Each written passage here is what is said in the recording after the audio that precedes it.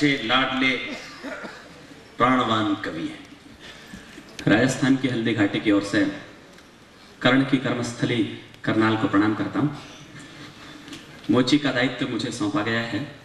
मैंने आरंभ में ही कहा है कि ये वो देश है जहाँ अच्छे अच्छों को ठोका गया है, पीटा गया है। गुजरात जैसा कुछ दिखता है वहाँ इंसानियत को पीटा गया है।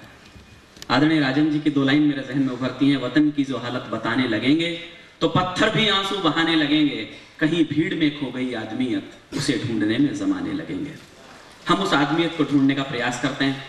जो सा माहौल गोधरा का मुझे लगा,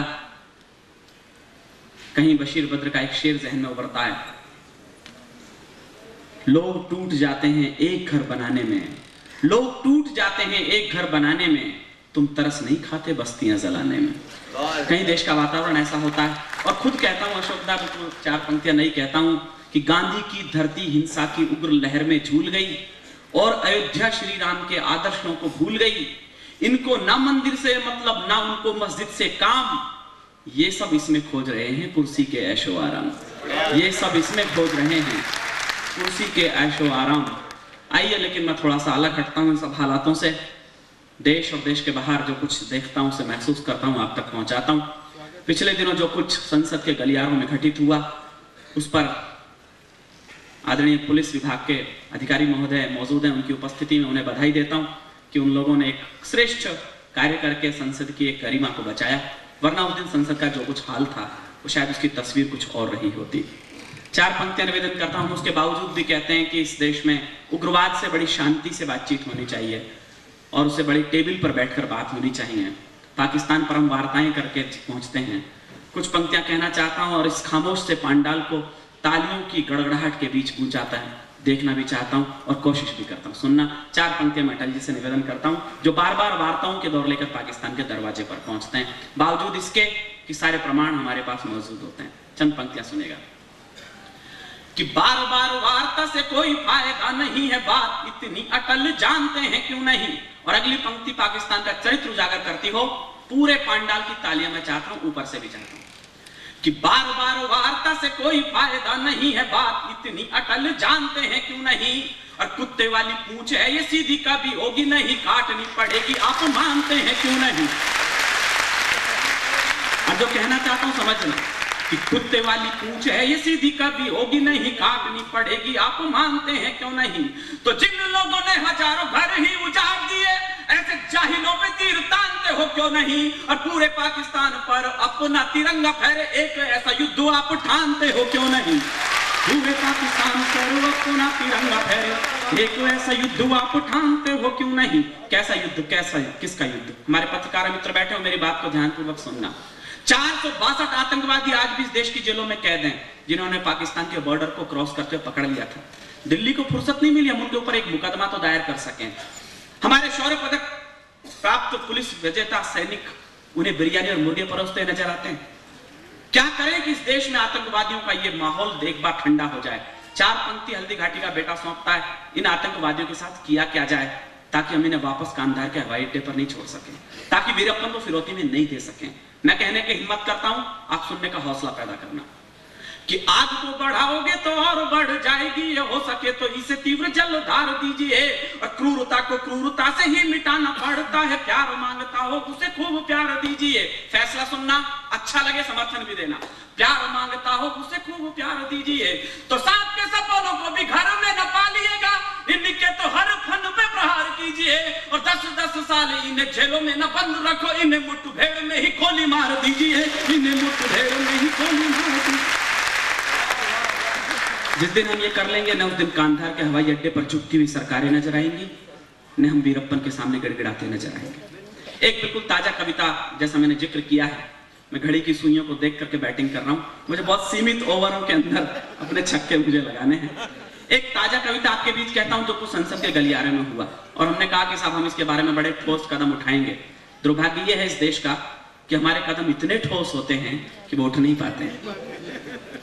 हम इस कायरता की, मेरा स्पष्ट मानना है, पड़ोसी कभी बहादुर नहीं होता।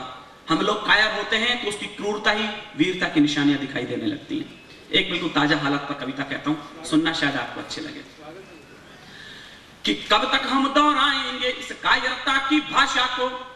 हमने उसके बाद भी संयुक्त अधिवेशन बुलाना पड़ा हमें फोटो को पास करने के लिए। 4 पंक्तियां सुनना, इस देश की कायरता कहां पहुंची है। कि कब तक हम दोहराएंगे इस कायरता की भाषा को, कब तक हम ढोते जाएंगे गांधी की परिभाषा को, कितना शीश झुकाएंगे हम पिंडी के दरवाजे पर, कब तक मौन रहेंगे बोलो दिल्ली के आदेशों पर।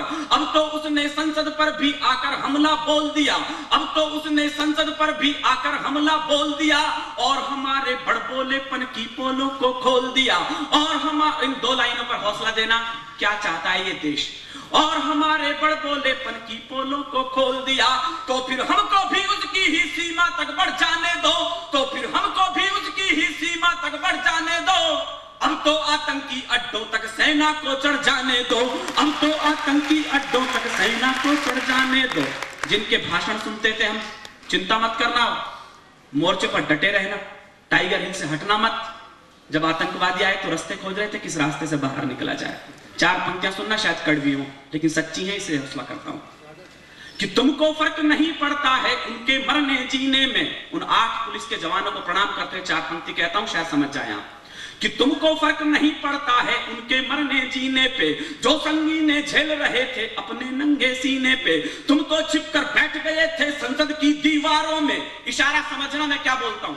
कि तुम तो छिपकर बैठ गए थे संसद की दीवारों में, तुम तो छिपकर बैठ गए थे संसद की दीवारों में।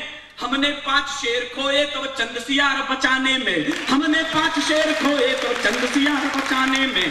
क्या चाहता था ये देश, कि तुम तो छिपकर बैठ गए थे संसद की दीवारों में, हमने 8 शेर खोए तो चंद सियार बचाने में। अच्छा होता कुछ आतंकी संसद के अंदर जाते, अच्छा होता कुछ आतंकी संसद के अंदर जाते, और हमारे कुछ कायर नेता भी अंदर मर जाते, और हमारे कुछ कायर नेता भी अंदर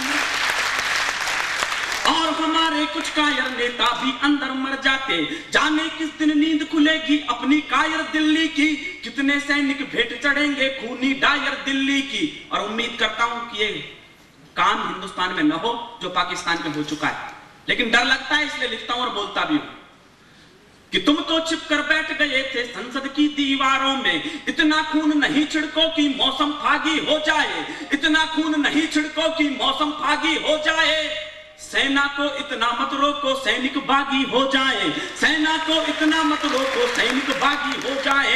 उनको खुली छूट दे दो कि दुश्मन को खंजर घोंपे, और मुशर्रफ की झोली में गद्दारों के सिर सौंपे, और मुशर्रफ की झोली में गद्दारों के सिर सौंपे। तभी जाकर ठंडा होगा झेलम का रक्तिम पानी, और पड़ोसी याद रखेगा ये थप्पड़ हिंदुस्तानी, और पड़ोसी याद रखेगा ये थप्पड़ हिंदुस्तानी। हम लोग वीरता की बातें बहुत करते हैं, शांति की दुआइयां देते हैं, लेकिन देश समझ नहीं पा रहा है। पंक्तियां समझना, कि शांति अहिंसा वाली भाषा जनता समझ नहीं पाती। मैं दिल्ली से भी कहता हूं, आपसे भी कहता हूं, कि एक प्रश्न मैं पूछ रहा हूं आज तलक भी दिल्ली से, क्यों शेरों के वंशज होकर हम हैं भीगी बिल्ली से। कोई भी हमला करता है हम उसको सह जाते हैं, और हमारे शिमला समझौते यूं ही बह जाते हैं। लाल किले की प्राचीरों तक भी दुश्मन चढ़ आता है, हर कोई ऐरा गहरा नत्थू खैरा आंख दिखाता है। शांति अहिंसा वाली भाषा जनता समझ नहीं पाती, शांति अहिंसा वाली भाषा जनता समझ नहीं पाती।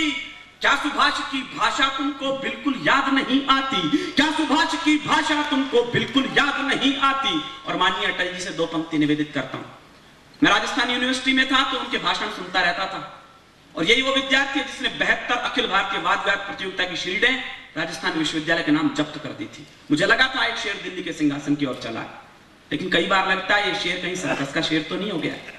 4 पंक्तियां सुनना, वो ऐसे क्यों हुए होंगे, बहुत सलीके से इशारे में बात करता हूं।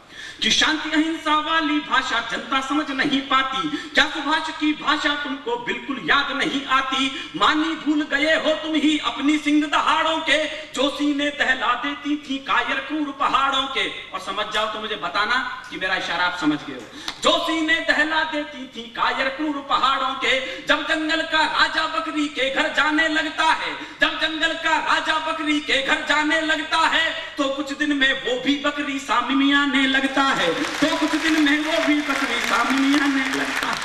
अभी मैं परसों पटना था लालू यादव जी के साथ, आप लोगों ने जीटीवी पर देखा होगा, वो चर्चित पंक्ति पढ़ता हूं जो उस जीटीवी ने कोट कर दी।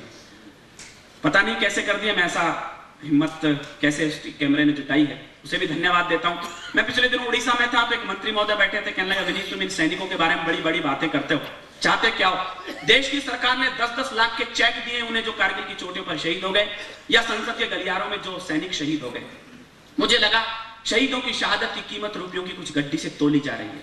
मैंने उसी समय उन्हें एक जवाब लिखा जो पूरे देश में चर्चित हुआ, आपके बीच में रखता हूं। कोई आदमी अधिवक्ता प्रवक्ता आपको कहता मिले कि हमने 10 लाख रुपए देकर सैनिक की शहादत की कीमत लौटा दी है, तो ये मेरी पंक्तियों से जरूर सौंपना। मैं अपनी सबसे चर्चित पंक्ति आपको सौंपता हूं, सुनना कि तुमने 10-10 लाख दिए हैं सैनिक की विधवाओं को, कि तुमने 10-10 लाख दिए हैं सैनिक की विधवाओं को, सोचा कीमत लौटा दी है वीर प्रसूता माओं को, यानी कीमत लौटा दी है वीर प्रसूता माओं को। लो मैं 20 लाख देता हूं तुम किस्मत के हेटों को, लो मैं 20 लाख देता हूं तुम किस्मत के हेटों को।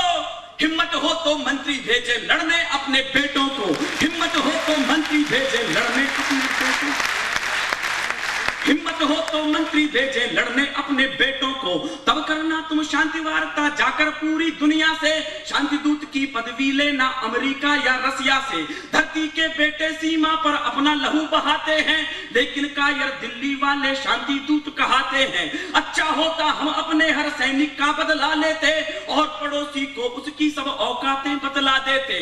भारत के मुंह पर हिंसा के फिरना ये चाटे होते, भारत के मुंह पर हिंसा के फिरना ये चाटे होते। गर हमने 100 लाख के बदले 32 सिर काटे होते, गर हमने 100 लाख के बदले 32 सिर काटे होते। पूरी दुनिया में ही अपना ये संदेश अगर जाता, पूरी दुनिया में ही अपना ये संदेश अगर जाता, बांग्लादेश तो क्या फिर पूरा पाकिस्तान सुधर जाता। बांग्लादेश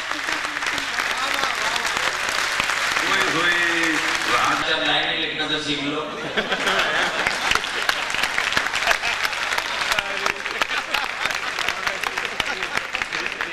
वही समाचार छपता है जो लिख के दे दिया जाता है।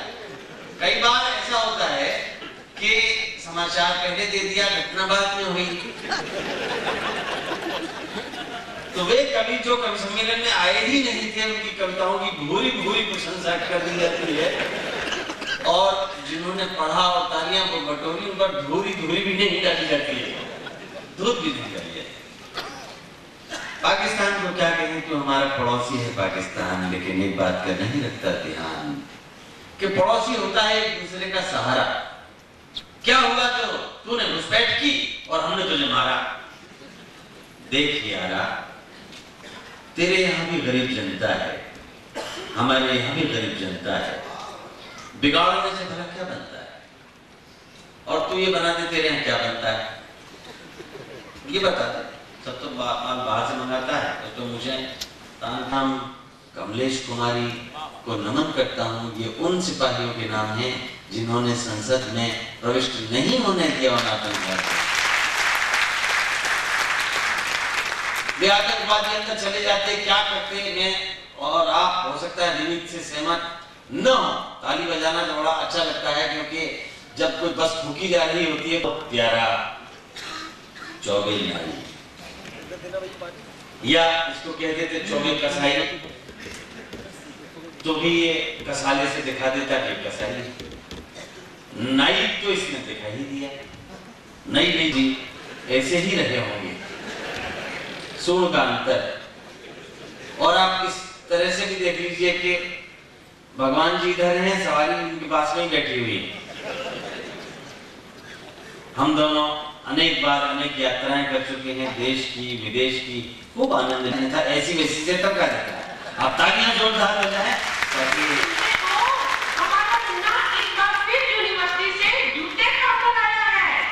भगवान खाए क्यों ना, आखिर बेटा किसका है? बचपन से अब तक लिबर्टी के जूते खा